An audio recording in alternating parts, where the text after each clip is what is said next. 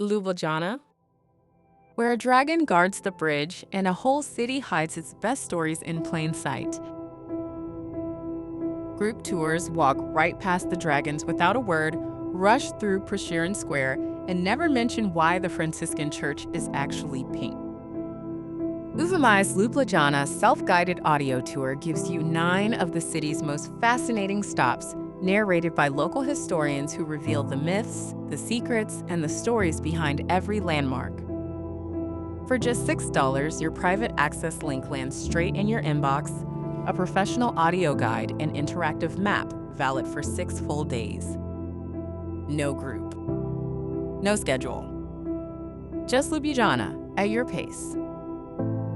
Start at the railway station, then follow the river to Dragon Bridge, where the legend of Jason and the Argonauts comes alive. Wander the old town, discover why the Franciscan church's pink facade was really a budget decision, and linger in Prešeren Square before crossing the Triple Bridge.